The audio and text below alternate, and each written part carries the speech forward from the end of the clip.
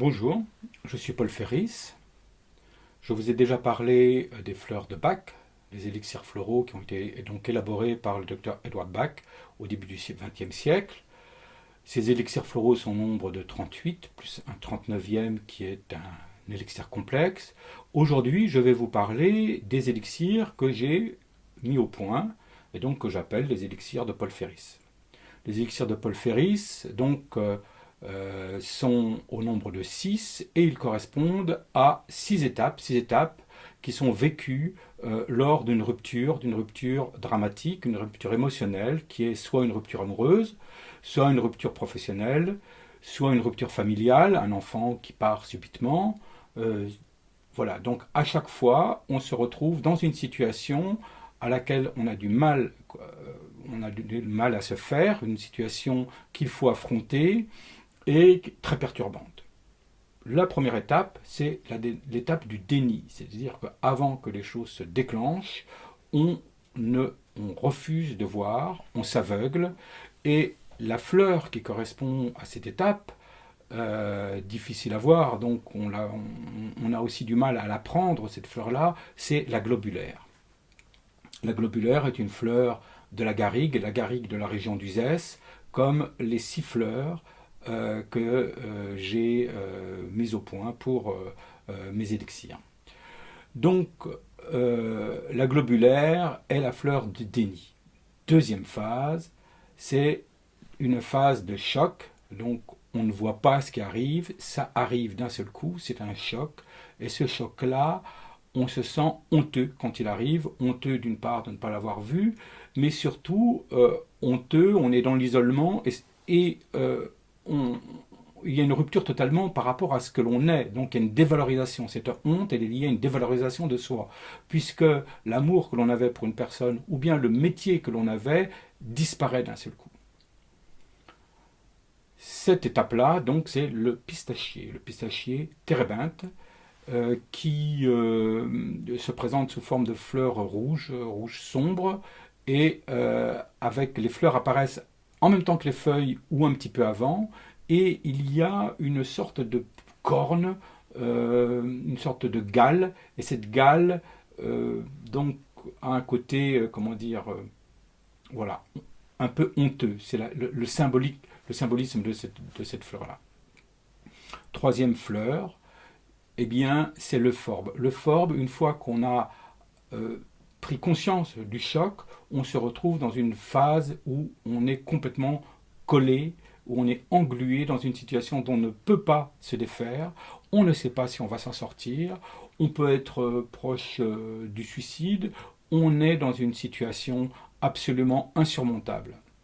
Le forbe va aider à surmonter, à soulager cette très très grande douleur et cette sensation de ne pas pouvoir s'en sortir. Quatrième fleur, il s'agit de la G7. La G7 est une petite fleur rouge, toujours cueillie dans la garrigue.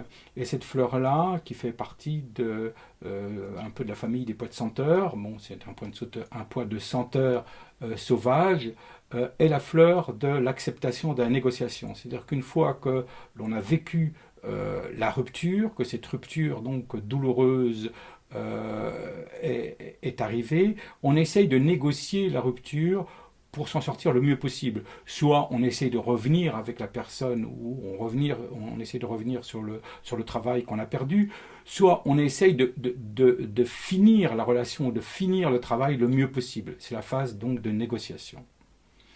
Une fois cette phase de négociation terminée, on passe à une phase de renaissance et qui est symbolisée ou soignée ou accélérée grâce à une fleur qui est le cyste blanc ou le cyste laineux ou le cyste cotonneux, qui est une fleur rose qui a la particularité de s'épanouir le matin. Ce sont des buissons de fleurs roses absolument magnifiques, mais toutes les fleurs disparaissent, tombent le soir.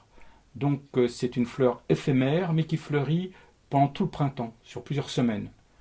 C'est donc la fleur de la renaissance, et on va dire pour booster cette renaissance. Enfin, il y a la fleur du bonheur retrouvé, et c'est l'aubépine.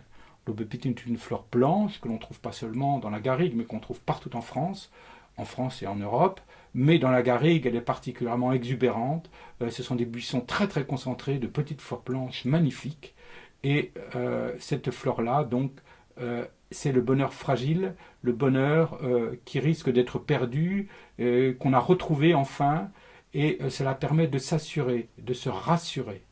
Donc voici les siffleurs de Ferris.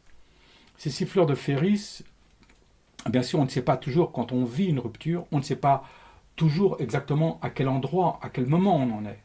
Donc, j'ai aussi élaboré un complexe qui permet d'y voir plus clair et de soulager l'ensemble de ces différentes phases. Alors bien sûr, ce n'est pas aussi précis que chacune des fleurs, mais cela permet, au moins dans un premier temps, de mieux comprendre ce qui se passe.